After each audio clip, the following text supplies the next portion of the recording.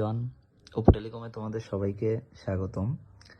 আজকে নতুন একটা স্পেশাল ফোন নিয়ে আলোচনা করব।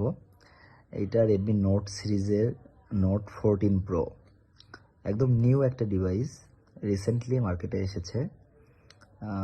30,000 প্লাস যাদের বাজেট তারা এই ফোনটা দেখতে পারেন। এই ফোনটার লুকিং গর্জিয়াস একটা লুকিং করেছে, লেদার ফিনিশ আছে, গ্লাস ব্যাক আছে, কয়েকটা ভেরিয়েন্ট আছে আর কি। কিছু আছে গ্লাস ভেরিয়েন্টের, কিছু আছে লেদার ফিনিশিংয়ের, যার যেটা ভালো লাগে। ফোনটিতে প্রসেসর হিসাবে ডায়মেনসিটি 7300 4 ন্যানোমিটার আর্কিটেকচারে বিল্ড করা একটা প্রসেসর। পারফরমেন্সের জন্য খুবই ভালো এই বাজেটে। আর পাশাপাশি কার্ভ ডিসপ্লে, অসাধারণ ডিসপ্লে এই বাজেটে।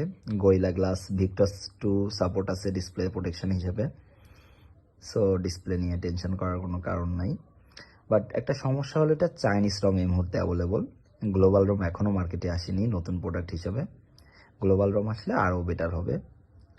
আর প্রোডাক্টটার ক্যামেরা 50 মেগাপিক্সেলের, ফ্রন্টে আছে 20 মেগাপিক্সেলের সেলফি ক্যামেরা।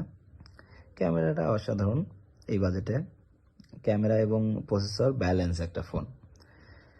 তো চাইলে সবাই নিতে পারেন ফোনটা।